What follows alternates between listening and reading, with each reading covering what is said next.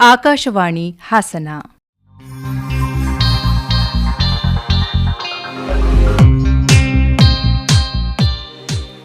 Coffee ಸಂಸ್ಕೃತಿ 2ರ ಸಂಭ್ರಮೋತ್ಸವ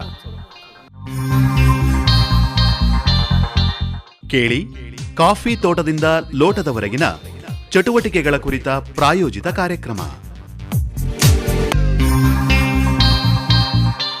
ಪ್ರಾಯೋಜಕರು 7 bean team Sakleshpur.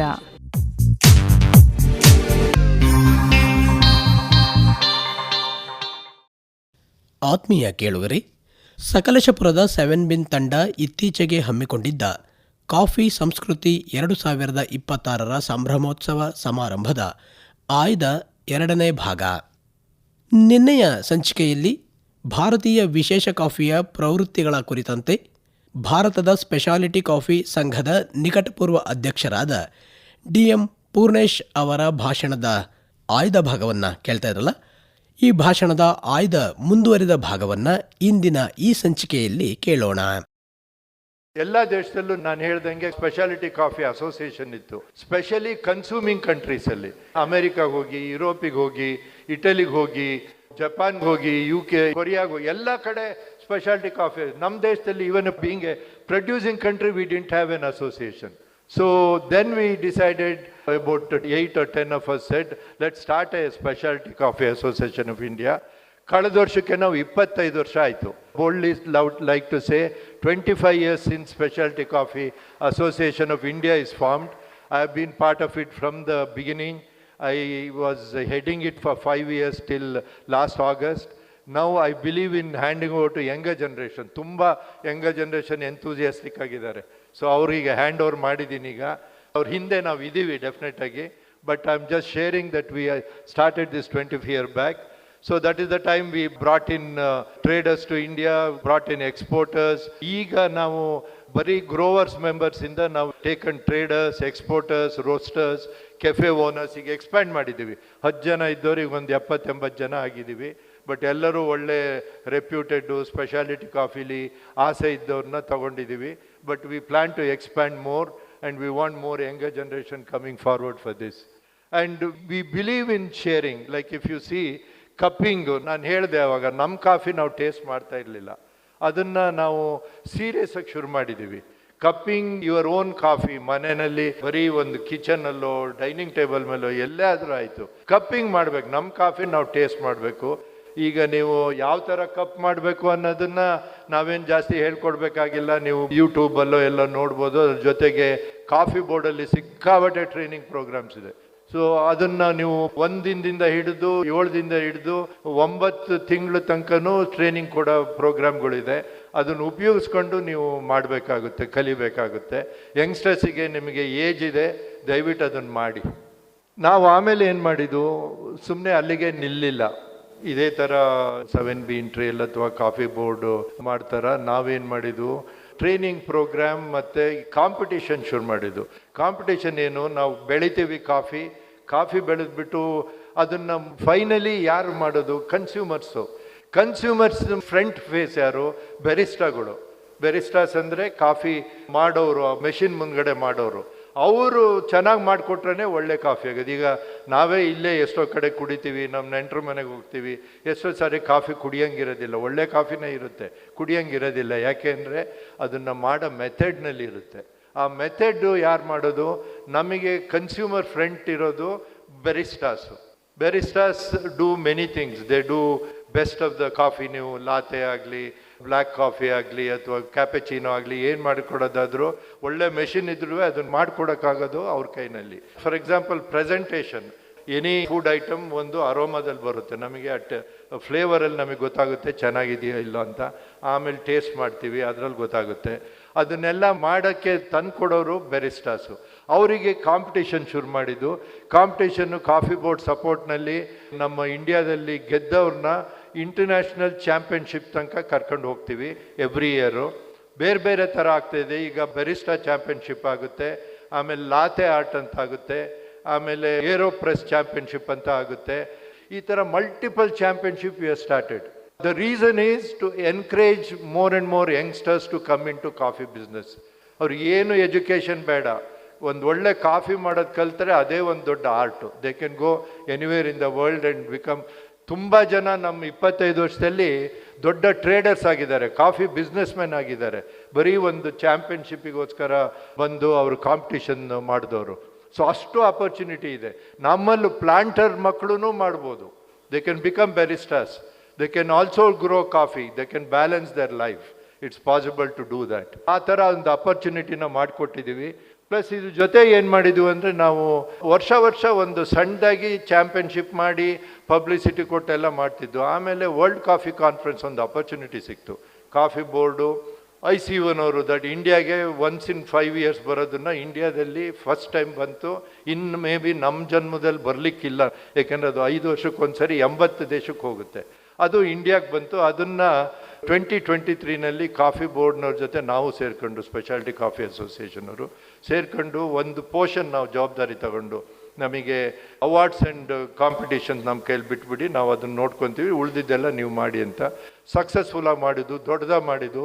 ಪ್ರತಿ ಪ್ರಪಂಚದಲ್ಲಿ ಬಂದವರೆಲ್ಲರೂ ಹೊಗಳಿದ್ರು, ಯಾಕೆಂದರೆ ಆಲ್ಮೋಸ್ಟ್ 70 ಕಂಟ್ರೀಸಿಂದ ಬಂದಿದ್ರು ಆ ಪ್ರೋಗ್ರಾಮಿಗೆ. ಆಮೇಲೆ ಏನಾಯಿತು, ಕಾಫಿ ಬೋರ್ಡ್ನಲ್ಲಿ ಒಂದು ಯೋಚನೆ ಬಂತು, ಏನು ವರ್ಷ ಯಾಕೆ ಈ ಥರ ಒಂದು ಫೆಸ್ಟಿವಲ್ ಮಾಡಬಾರ್ದು ಅಂತ. ಹಾಗಾಗಿ ಕಳೆದ ವರ್ಷ ಇಂಡಿಯಾ ಇಂಟರ್ನ್ಯಾಷನಲ್ ಕಾಫಿ ಫೆಸ್ಟಿವಲ್ ಅಂತ ಎಗೇನ್ ನಾವು ಕಾಫಿ ಬೋರ್ಡ್ನವ್ರು ಟ್ರಾನ್ಸ್ಪೆರೆಂಟಾಗಿ ಇಡೀ ಇಂಡಸ್ಟ್ರಿಗೆ ಹೇಳಿದರು, ಯಾರಾದ್ರೂ ಇಂಟ್ರೆಸ್ಟ್ ಇದ್ದರೆ ಬನ್ನಿ ಮುಂದೆ, ನಾವು ನಿಮಗೆ ಸಪೋರ್ಟ್ ಮಾಡ್ತೀವಿ ಅಂತ. 1-2 ಅಸೋಸಿಯೇಷನವ್ರು ಬಂದರು. ಕೊನೆಗೆ ನಮಗೆ ಅದನ್ನು ರೆಸ್ಪಾನ್ಸಿಬಿಲಿಟಿ ಕೊಟ್ಟರು. ಅದನ್ನು ನಾವು ಸಕ್ಸಸ್ಫುಲ್ಲಾಗಿ ಕಳೆದ ವರ್ಷ ಒಂದು 15,000-20,000 ಜನ ಇಡೀ ದೇಶದಿಂದ ಬಂದು ನೋಡ್ಕೊಂಡು ಹೋದರು.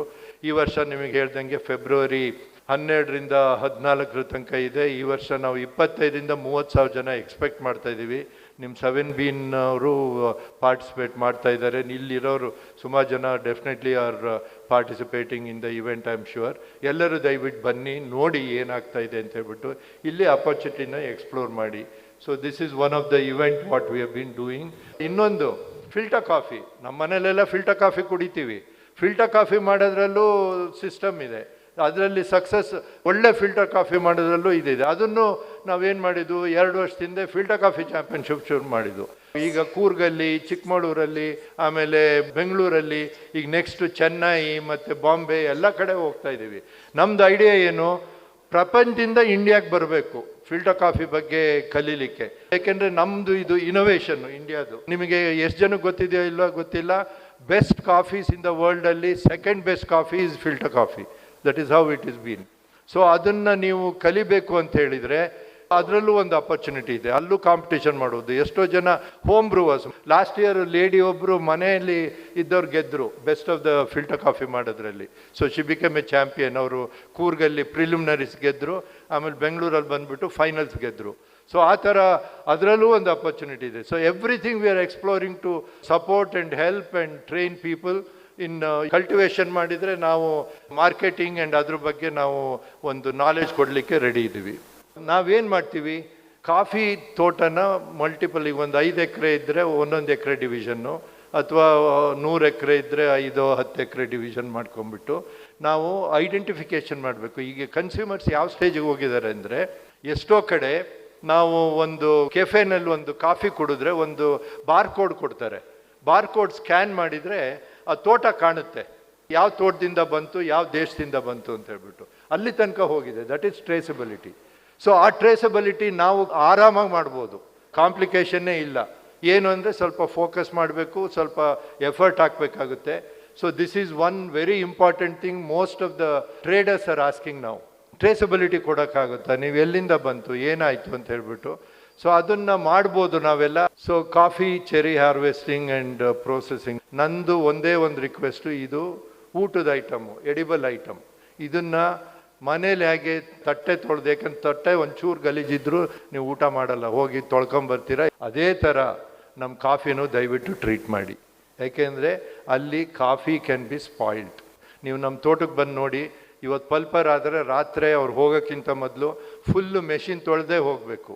ಒಂದೇ ಒಂದು ಹಳೆ ಕಾಫಿ ಉಳಿದಿರಬಾರ್ದು, ಸಿಪ್ಪೆ ಉಳಿದಿರಬಾರ್ದು. ಯಾಕೆಂದರೆ ಸಿಪ್ಪೆ ಕೊಳೆತ್ರೆ ನಮ್ಮ ಬಾಯಲ್ಲಿರೋ ಗಲೀಜಿರುತ್ತಲ್ಲ, ಅಷ್ಟು ವಾಸನೆ ಬರುತ್ತೆ ಒಂದಿನದ್ದು. ಸೊ ಅದನ್ನು ನಾವು ಮುಖ್ಯವಾಗಿ ನೋಡ್ಕೊಬೇಕು ದಯವಿಟ್ಟು. ಅದು ನೋಡಿದರೆ then only you can talk about quality coffee. ಎಲ್ಲರೂ ಹೇಳ್ತಾರೆ, ನಾನು ಚೆನ್ನಾಗಿ ವಾಶ್ ಮಾಡ್ತೀನಣ್ಣ, ನನ್ನ ಕಾಫಿ ಚೆನ್ನಾಗಿದೆ, ನಂದು ಸ್ಪೆಷಾಲಿಟಿ ಕಾಫಿಗೆ ಮಾರ್ಬೋದು, but lot of things to follow. ಅದರಲ್ಲೇನು ಕಷ್ಟ ಇಲ್ಲ. ಅದನ್ನು ಸಿಂಪಲಾಗಿ ಮನೆ ಒಳಗಡೆ ನಾವು ಬಟ್ಟೆ ಅಥವಾ ನಮ್ಮ ಕಿಚನ್ನು ಅಥವಾ ನಮ್ಮದು ಡೈನಿಂಗ್ ಟೇಬಲ್ ಇಟ್ಟಂಗೆ ಅದನ್ನೇ ಅಷ್ಟೇ ಫೋಕಸ್ ಮಾಡಿದ್ರೆ ಸಾಕು. ನಾವು ಕಾಫಿನ ಅದೇ ಥರ ಮಾಡ್ಬೋದು. ನಾವೇನು ಮಾಡ್ತೀವಿ ಅಂದರೆ ಬರೀ ಹಣ್ಣು ಕುಯ್ತೀವಿ. ನಂದು ಈ ಸರಿ 3 ಸಾರಿ ಆಯಿತು ಪಿಕ್ಕಿಂಗು ಅರೇಬಿಕಾ. ಬರೀ 10 kg 20 kg 35 kg ತನಕ ಬಂದರು. ನಮಗೆ ಗ್ರೀನ್ ಬಂದಿರೋದು 2.5% ಮಾತ್ರ. ಯಾಕೆಂದರೆ ಅವಾಗ ಏನಾಗುತ್ತೆ ಅಂದರೆ ಕಾಫಿನಲ್ಲಿ ಶುಗರ್ ಕಂಟೆಂಟ್ ಅಂತ ಇರುತ್ತೆ. ಆ ಶುಗರ್ ಕಂಟೆಂಟ್ನ ನಾವು ಕರೆಕ್ಟಾಗಿ ನೋಡಿ ಒಂದು 16 to 24 ಬ್ರಿಕ್ ಅಂತ ಸ್ವೀಟ್ನೆಸ್ ಇರೋದನ್ನ ನೋಡಿಕೊಂಡು ಕುಯ್ದು ಮಾಡಿದರೆ ಒಳ್ಳೆ ಸ್ಪೆಷಾಲಿಟಿ ಕಾಫಿ ಆಗುತ್ತೆ. ಕಾಸ್ಟ್ಲಿ ಆಗುತ್ತೆ, ಬಟ್ ಆ ದುಡ್ಡನ್ನ ನಾವು ಮಾರೋ ಬೆಲೆನಲ್ಲಿ ಅರ್ನ್ ಮಾಡ್ಬೋದು. ಎಲ್ಲದೂ ಇಂಪಾರ್ಟೆಂಟು. ಈಗ ನಾವು ಕಾಲು ಕೊಡ್ತೀವಿ ತೋಟದಲ್ಲಿ ಕಾಫಿಗೆ, ಶೂಸ್ ಬಿಚ್ಚೋಗೋದು, ಕಣ ಕ್ಲೀನಾಗಿಡೋದು, ಬೇರೆ ಬೇರೆ ಮೆಥಡಲ್ಲಿ ನಾವು ಫರ್ಮೆಂಟೇಷನ್ ಮಾಡೋದು. ಬರೀ 20 bag 50 bag speciality micro lots ಅಂತ ಮಾಡ್ತೀವಿ. ಮೈಕ್ರೋ ಲಾಟ್ಸಿಗೆ ಇಷ್ಟ ಆದರೆ ನೀವು ಆಲ್ಮೋಸ್ಟ್ 3 ಪಾಲು, ಈಗ 800 ರೂಪಾಯಿಗೆ 1 kg ಮಾರಿದರೆ ನೀವು ಒಂದು 2000 ಚಿಲ್ಲರೆಗೆ ಮಾರ್ಬೋದು 1 kg. ಅದನ್ನು ತಗೊಳಕ್ಕೆ ರೆಡಿ ಇದ್ದಾರೆ. ಆಮೇಲೆ 10 ಬ್ಯಾಗೇ ಸಾಕು, 15 ಬ್ಯಾಗೇ ಸಾಕು, ಎಲ್ಲರೂ ಮಾಡ್ಬೋದು ಮನೆಯಲ್ಲಿ. ಸೊ ಇದು ಪಾಸಿಬಿಲಿಟಿ ಇದೆ. ನೀವು ಯಾರು ಯಾವತ್ತಾರು ಬಂದು ಒಂದು ಬೇಸಿಕ್ ನಾಲೆಡ್ಜ್ ಬೇಕು ಅಂದರೆ ನಮ್ಮ ತೋಟದಲ್ಲಿ ಯಾವತ್ತಾರು ಬಂದು ನೋಡ್ಬೋದು. ಅದನ್ನು ನಾವು ಶೇರ್ ಮಾಡೋಕ್ಕೆ ರೆಡಿ ಇದ್ದೀವಿ. ಇನ್ಫ್ಯಾಕ್ಟ್ ನಾನು ಯಾವಾಗಲೂ ಮಿಸ್ಸಸ್ ಮೆನನ್ ಅವ್ರ ಟ್ರೈನಿಂಗ್ ಪ್ರೋಗ್ರಾಮ್ಗೆ ಹೋಗ್ತಾ ಇದ್ದೆ. ಹೋದಾಗ ಒಂದಿನ ಕೇಳಿದೆ, ಮೇಡಮ್ ನಮ್ಮ ಕಾಫಿ ಕೆನಿಯಾ ಅಥವಾ ಆಫ್ರಿಕನ್ ಕಂಟ್ರೀಸ್ ಅಸಿಡಿಟಿ ಸಿಗುತ್ತಾ ನಮ್ಮ ಕಾಫಿನಲ್ಲಿ? ಅವರು ಇಲ್ಲ, ಕಷ್ಟ ಇದೆ ಅಂತ ಹೇಳಿದರು. But today we all agree with processing ನಾವು ಅದನ್ನು ಅಸಿಡಿಟಿನ ಸ್ವಲ್ಪ ಇಂಪ್ರೂವ್ಮೆಂಟ್ ಮಾಡ್ಬೋದು. ಯಾಕೆಂದರೆ Indian coffee suppose to be good in aroma, but acidic values are little lower, which can be definitely increased. So these are some of the processing which we do. ಎಲ್ಲ size machine ಬರ್ತಾ ಇದೆ. ಬರೀ ಒಂದು 200 kg ಬೇರೆಗೂ machine ಇದೆ ಈಗ. And you also have machine for 10 tons also our processing. So sizes of machine is not a problem. So that is another advantage for every grower to grow specialty coffee. So I was telling you about identification. Identification is very, very critical because ನಾವೀಗ ಒಂದು coffee ಬೆಳೆದ್ರೆ ಎಲ್ಲರೂ branding ಮಾಡೋದು. ನಾನೀಗ ಈ 7bean ಅವ್ರದ್ದು logo ನೋಡ್ತೀನಿ. I am so thrilled with the quality of logo because you designed it so well. Everything matters. The way you design your logo, the way you write your name, the way you present yourself is very important. So ನಾವು ಈ ಥರ ಬ್ಯಾಗ್ಗಳನ್ನ print ಮಾಡ್ದಲ್ಲೇ ಎಲ್ಲಿಗೂ ಕಳಿಸೋದೇ ಇಲ್ಲ. Domestic market ಆಗಲಿ, international market ಆಗಲಿ. ಆಮೇಲೆ ನೀವು ಅಲ್ಲಿ ಲಾಸ್ಟಲ್ಲಿ ನೋಡಿ, ಅವೆಲ್ಲ ಬೇರೆ ಬೇರೆ ಸ್ಪೆಷಾಲಿಟಿ ಕಾಫಿ. ನಾವು ಕ್ಯೂರಿಂಗ್ ವರ್ಕ್ಸಲ್ಲಿ ಮಿಕ್ಸ್ ಆಗಬಾರ್ದು ಅಂಥೇಳಿ ಬೇರೆ ಬೇರೆ ಕಲರ್ದು ಟೇಪ್ ಅಂಟಿಸ್ತೀವಿ. ಯಾಕೆಂದರೆ ಕಾಮನ್ ಮ್ಯಾನಿಗೆ ಗೊತ್ತಾಗಬೇಕು ಇದು ಮಿಕ್ಸ್ ಮಾಡಬಾರ್ದು, ಇದನ್ನೇ ಸಪ್ರೇಟ್ ಕ್ಯೂರ್ ಮಾಡಬೇಕು ಅಂತ ಹೇಳ್ಬಿಟ್ಟು ಸಪ್ರೇಟ್ ಟೇಪ್ ಹಾಕ್ಬಿಟ್ಟು ಅದನ್ನು ನಾವು ನಮ್ಮ ಪ್ರೊಸೆಸಿಂಗ್ ಲೆವೆಲಲ್ಲೇ, ಎಸ್ಟೇಟ್ ಲೆವೆಲಲ್ಲೇ ಮಾರ್ಕ್ ಮಾಡ್ತೀವಿ. ಆಮೇಲೆ ಯಾವಾಗಲೂ ನಿಮಗೆ ಗೊತ್ತಿದ್ದಂಗೆ ನಮ್ಮ coffee is alive, beans are alive, breathe ಆಗುತ್ತೆ. It can absorb anything anywhere you keep. ಈಗ ನೀವು ಗೊಬ್ಬರದ ರೂಮಲ್ಲಿ ಇಟ್ಟರೆ ಗೊಬ್ಬರದ ವಾಸನೆ ಬರುತ್ತೆ. ಯಾವಾಗಲೂ ನಾವು ಕಾಫಿ ಒಂದು ಸಾರಿ ಪ್ರೋಸೆಸ್ ಆದಮೇಲೆ clean bag is very very important. Cleanest bag, ಹೊಸ ಬ್ಯಾಗು. ಯಾಕೆಂದರೆ ಅದು ಖರ್ಚಾಗುತ್ತೆ, ಬಟ್ ಆ ಖರ್ಚನ್ನ ನಾವು ವಾಪಸ್ ಇಸ್ಕೊಬೋದು. ಅಲ್ಲ, ಕೆಲವ್ರಿಗೆ ನಾವು ಮಾರಿಬಿಟ್ಟು ಆ ಬ್ಯಾಗ್ನ ವಾಪಸ್ ಇಸ್ಕೊಬೋದು. ಅವ್ರು ಕೊಡ್ತಾರೆ, ಅವ್ರು ಕೇಳಿದರೆ traders. So clean bag is very important for us to do. And you have to do it in a very systematic way. In fact, ನಂದೊಂದು ಬ್ಯಾಡ್ ಎಕ್ಸ್ಪೀರಿಯನ್ಸ್ ಇದೆ, ಹೇಳ್ತೀನಿ. ಏಕೆಂದರೆ ನಾವು ಫಸ್ಟ್ ಎಕ್ಸ್ಪೋರ್ಟ್ ಮಾಡಿದ್ರು ನಮ್ಮ ಲೈಫಲ್ಲಿ. ನಿಮಗೆ ಡಾಕ್ಟರ್ ಜೋಸೆಫ್ ಜಾನ್ ಅಂತ ತೋರಿಸ್ದೆ. ಅವರು ಅಮೇರಿಕದಲ್ಲಿರೋದು, ತುಂಬ ಸ್ಟ್ರಿಕ್ಟು ಮನುಷ್ಯ. ಬಟ್ ಅವ್ರ intention only that everybody should improve, India should get A good name ಅಂತ. ನಾವು ಫಸ್ಟ್ 1 ಕಂಟೈನರು 200 ಬ್ಯಾಗ್ ಕಳಿಸ್ಬಿಟ್ಟು ಹೋದು. ನಾನು ಫಾರಿನ್ ಟೂರ್ ಮಾಡಬೇಕು ಅಂತ ಅವ್ರ ಊರಿಗೂ ಹೋಗಿ ನಮ್ಮನ್ನು ಹೋಟ್ಲಿಂದ ಎಲ್ಲ ಕರ್ಕೊಂಬಂದ್ಬಿಟ್ಟು ಒಂದು ಯಾವುದೋ ರೆಸ್ಟೋರೆಂಟ್ ಮುಂದ್ಗಡೆ ನಿಲ್ಲಿಸ್ಬಿಟ್ಟು ಹಿಂದ್ಗಡೆ ಬಾ ಅಂದರು. ದೊಡ್ಡ ವ್ಯಾನು. ಹಿಂದ್ಗಡೆ ಹೋದರೆ ಒಂದು 20 ಗನ್ನಿ ಬ್ಯಾಗ್ ತೆಗೆದು ರೋಡಿಗೆ ಹಾಕಿದರು. ಸ್ಮೆಲ್ ಮಾಡಿ ನೋಡು ಅಂದರು. ನೋಡಿದರೆ ಅದರಲ್ಲಿ ಪೆಟ್ರೋಲಿಯಂ ವಾಸನೆ. ಇಡೀ ಕಾಫಿ ನಾನು ಕಳಿಸಿರೋದೆಲ್ಲ ಪೆಟ್ರೋಲಿಯಂ ವಾಸನೆ, 200 ಬ್ಯಾಗು. ಯಾಕೆಂದರೆ ನಾವು ಲೋಗೋ ಪ್ರಿಂಟ್ ಮಾಡಿದ್ವಲ್ಲ, ಅದು petroleum. We are suppose to have used vegetable dye.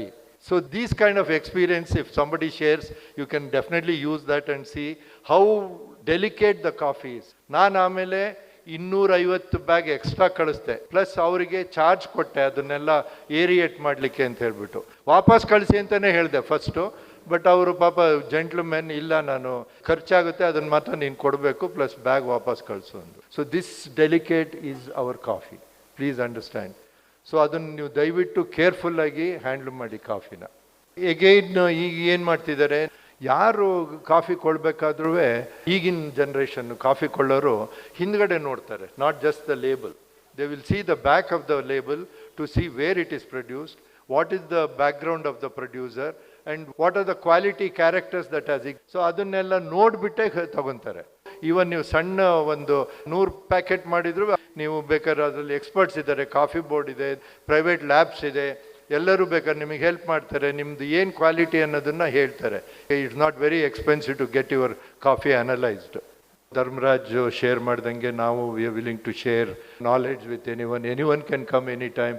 ನಾವು ಇಲ್ದಲ್ಲ ಇರಲಿ, ನಮ್ಮ ಎಸ್ಟೇಟ್ ಟೀಮಲ್ಲಿ they are equip to teach people about what we do. ಆಮೇಲೆ ಕಾಫಿ ಟ್ರಯಲ್ ಅಂತ ಮಾಡ್ತೀವಿ. ಕಾಫಿ ಟ್ರಯಲ್ ಅಂದರೆ ಬೀನ್ ಟು ಕಪ್. ಎಷ್ಟೋ ಜನಕ್ಕೆ ಈಗ ಒಂದು ಬ್ಯಾಚ್ನವ್ರು ಇದ್ದಾರೆ ನಮ್ಮ ಮನೇಲಿ as guest, they come home guest.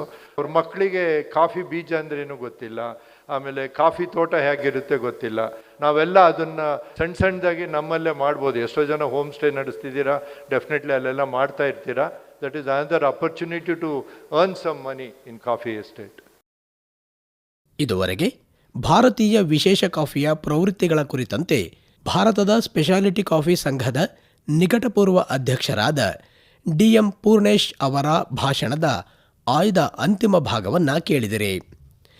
ಈಗ ಕೇಳೋಣ, ಕಾಫಿಯ ಗುಣಮಟ್ಟದಲ್ಲಿ ಜಾಗತಿಕ ಪ್ರವೃತ್ತಿಗಳ ಕುರಿತಂತೆ ವಿಚಾರಗಳನ್ನು ತಿಳಿಸುತ್ತಾರೆ ಕಾಫಿ ಲ್ಯಾಬ್ನ ಅಧ್ಯಕ್ಷರಾದ ಸುನಾಲಿನಿ ಮೆನನ್ ಅವರ ಭಾಷಣದ ಆಯ್ದ ಭಾಗ.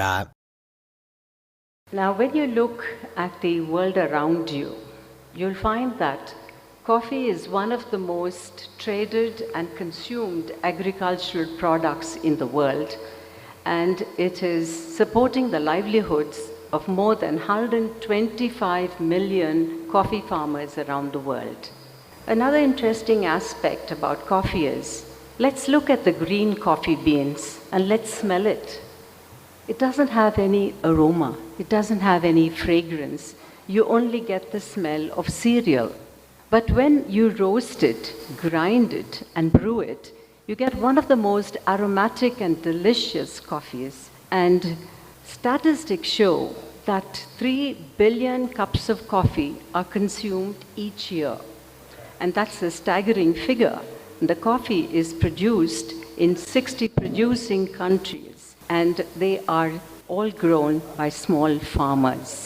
Another very interesting aspect of coffee is that it is the most stimulating, non-alcoholic coffee drink in the world. And another interesting aspect, you as the consumer can choose the type of coffee that you would like to drink. A coffee which is full-bodied, or a coffee which has the lightest of flavors, or a coffee which is light roasted or dark roasted or organically grown or conventionally grown, or a coffee which has lots of fruit flavors or sugar browning flavors of chocolate and caramel, or a coffee which has lots of essences. So you see, coffee is such a drink which can please almost everyone in the world, provided we also ensure the quality of the product, process it carefully, brew it carefully, and offer it to the country as per their requirements. That's a very important aspect. But today, when you look at the world around you, there is a worldwide shift in consumer trends. Now, everyone wants artisanal products and services. They want specialized coffee and drinks. They want handcrafted beverages. And this has led to the recent trend in consumers becoming very knowledgeable about coffee products, and they also, most importantly, are appreciative of the quality of the product. Another important aspect you need to remember is that today, quality, sustainability, convenience, and even digital marketing are taking the center stage. Now, consumers not only want to know about the quality and sustainability of the coffee that they're drinking, but they also want the coffee to be served in a very convenient form. It could be a cold brew, it could be a RTD, a ready-to-drink coffee, it could be a pod, it could be a capsule, it could be even a very crafted instant coffee. They also want the coffee to be available digitally. I just go on to the net and I can buy my coffee. I get the whole story about the coffee right from the farm, as Mr. Purnesh said, right down to the coffee cup, including the taste notes. The whole scenario has changed. Now let's look at coffee. You can divide it into two types of coffees. One is a commodity coffee. The second is a specialty coffee. Now what is commodity coffee? Commodity coffee is a coffee which has no distinctiveness, either visually or in the cup. And we know nothing about the coffee. There is no story about the coffee. Where is the coffee grown? What is the altitude at which it was grown? Who is the coffee farmer? How did he process the coffee? And what are the environmental impacts of that coffee? We know nothing about it. So commodity coffee is just, to put it in simple words, it tastes like generic coffee. What is specialty coffee? It's just the opposite. It's all about quality. And this is actually developed by you, the farmer, utilizing skilled steps on the coffee farm. And then you work with the coffee roaster, then you work with the consumer. So you see, it's a whole chain that takes place, and the true artisan is you, the coffee farmer. You are taking all steps, which is what Mr. Purnesh was explaining to you, that you had to take those steps such that you can produce a quality coffee, a coffee which has very distinct attributes and which tells you the entire story from the farm to the cup. So you would say commodity coffee is quantity and specialty coffee is quality.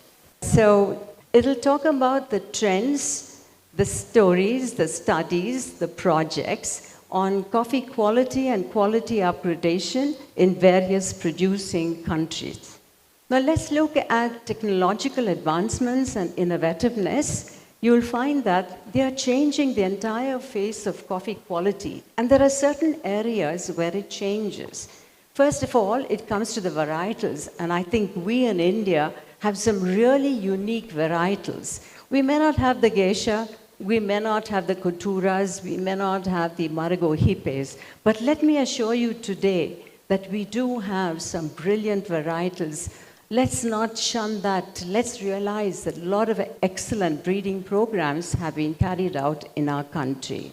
So it's varietals, it's altitude, it's about the farm, it's about the cultivation, it's about the processing, sensory evaluation, certification, and marketing. Now, I'm going to concentrate only on certain topics, which will be the varietals. I'm going to talk about the cultivation and processing, finally, sensory evaluation. Now, let's look at varietals. I think all of you coffee producers are very much aware that each varietal has got specific taste profiles. And also, you must understand one important thing, that it can be highlighted through excellent cultural practices, which the 7Bean team is teaching you, that you must follow correct cultural practices if you want to highlight those beautiful notes, and you also need to carry out good processing. But here again, it just doesn't stop this at this point. You have to understand that the varietal which exhibits certain taste profiles in a certain region need not exhibit the same profile in an alternate region. So keep that in mind, because I know many farmers come to me saying, you told me this varietal has this brilliant taste, it has this brightness, it has sweetness, it has flavors, but my buyer says that it has nothing. So, you need to understand that particular aspect and see how best you need to change the processing techniques to highlight what was intrinsically present in the coffee varietal. In this instance, I would like to talk about the World Coffee Research. They have been doing excellent yeoman work in research in coffee varietals. Initiative was set up in 2012. I still work with them. And here, the varietals are all being, developed by them in order that they would be climate resilient. The idea is to enhance the livelihood of the coffee farmer and ensure that the future of coffee is well preserved. Let's look at the first program of WCR. It's called the Innovia Global Coffee Breeding Network. It brings together the entire coffee producing origins. In fact, India is a member of this Innovia program. The idea is to unite coffee producing origins so that they can all share information, share data, make breeding better. It's smarter, it's cheaper, and faster. Now, first, the Innovia was carried out for Arabica. Today, it is carried out even for the Robusta. It's a very, very ambitious collaborative project. And the project is to bring together various countries to produce different varietals which can be exchanged with each other so that we can still make coffee producing a thriving industry in the global field. Now this, as I mentioned earlier, the CCRI has become a part of the Innovia program. And it is from December 2024 that we have been working with World Coffee Research. They're beautiful varietals. Some of them are growing very well in India. It's still in the nascent stage. It is still being evaluated.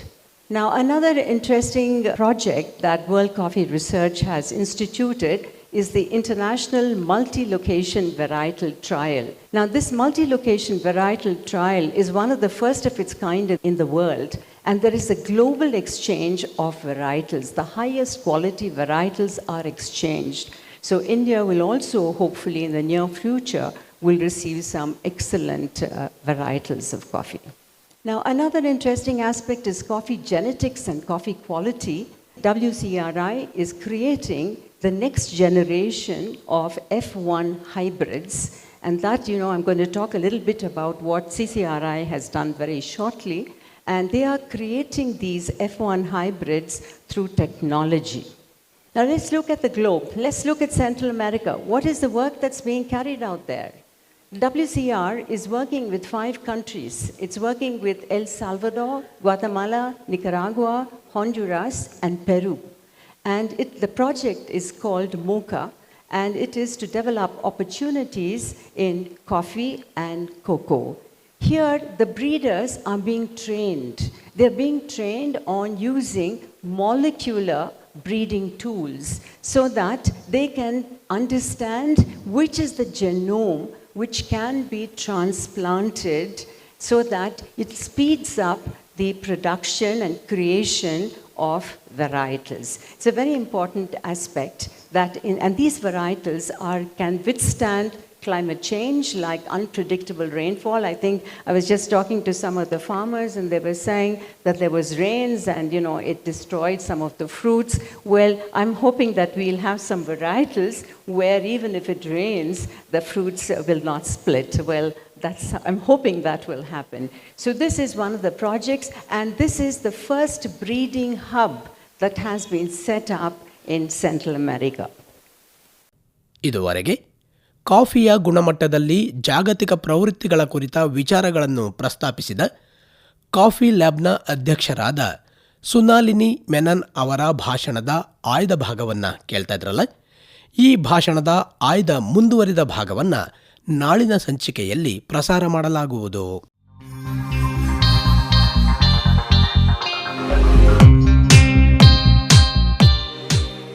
Coffee ಸಂಸ್ಕೃತಿ 2ರ ಸಂಭ್ರಮೋತ್ಸವ. ಇದುವರೆಗೂ coffee ತೋಟದಿಂದ ಲೋಟದವರೆಗಿನ ಚಟುವಟಿಕೆಗಳ ಕುರಿತ ಪ್ರಾಯೋಜಿತ ಕಾರ್ಯಕ್ರಮ ಕೇಳಿದಿರಿ.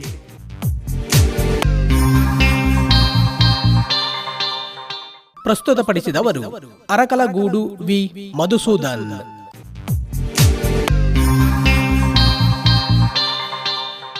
ಈ ಕಾರ್ಯಕ್ರಮವನ್ನು ಪ್ರಾಯೋಜಿಸಿದ್ದವರು 7 bean team Sakleshpur.